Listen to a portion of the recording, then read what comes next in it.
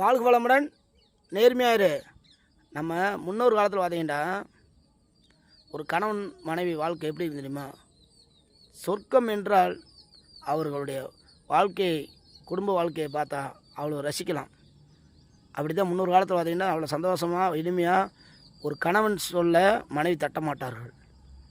மனைவி ஒரு விஷயத்தை சொன்னால் கணவனும் கேட்பார்கள். அவர்கள் இனிமையாகவும் சந்தோஷமாகவும் வாழ்க்கையை சந்தோஷமாக வாழ்ந்தார்கள். ஒவ்வொருவரும் அந்த காலத்தில் பார்த்தீங்கன்னா தாய்மார்கள் 10 குழந்தை 13 குழந்தை தான் பெற்றாங்க. இன்றைக்கி பார்த்தீங்கன்னா எல்லோரும் ஒரு குழந்தை பெற்றாலே அடுத்து ஆப்ரேஷன் பண்ணிடுறாங்க, குடும்ப கட்டுப்பாடு.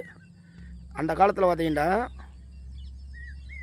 ஒவ்வொரு தாய்மார்களும் 10 குழந்தை 13 குழந்தை பெற்றாங்கன்னா எப்படி அந்தளவுக்கு உடல் ஆரோக்கியம், மனசுலேயும் சந்தோஷமாக கணவனுடைய அவ்வளோ அரவணைப்பில் ஒற்றுமை வாழ்ந்தாங்க. கணவன்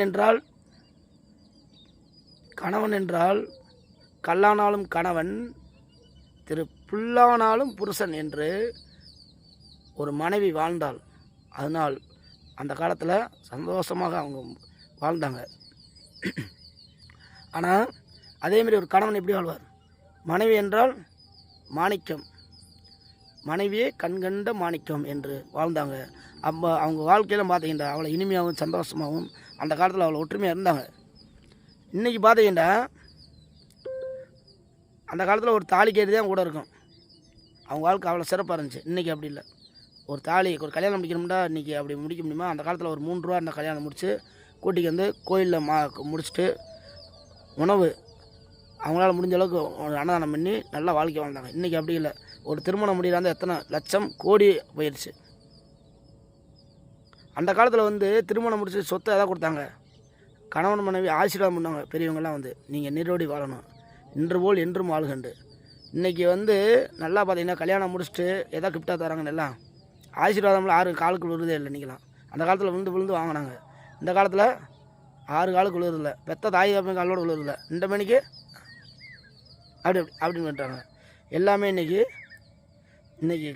பார்த்தீங்கன்னா பல லட்சம் போட்டு பல கோடி ரூபா போட்டு கல்யாணம் முடித்தாலும் அவர்கள் வாழ்க்கை நிம்மதியே இல்லை. ஏனென்றால் கணவன் மனைவி உள்ள இன்றைக்கி புருஷன் ஒரு மனைவி என்ற அர்த்தங்கள் தெரியாமல் இன்றைக்கி நிறையா பேர் இந்த காலத்தில் போலியாக வாழ்ந்து அவர்களை ஏமாற்றி கொண்டு இருக்கிறார்கள். கணவன் மனைவி என்றால் அவ்வளோ ஒரு புனிதமான வாழ்க்கை என்பது நம் சங்கதிகளுக்கு வருங்காலத்துக்கு புரிய வைக்க வேண்டும் என்றால் இன்னும் உள்ளவர்கள் எல்லாரும் கணவன் மனைவி ஒற்றுமை வாழுங்க. உங்கள் குடும்பம் சந்தோஷமும் மகிழ்ச்சியாகவும் சந்தோஷமாக இருக்கும். எல்லோரும் மகிழ்ச்சியாக வாழ மனிதத்துடன் வாழுங்கள். வாய்மே இல்லை.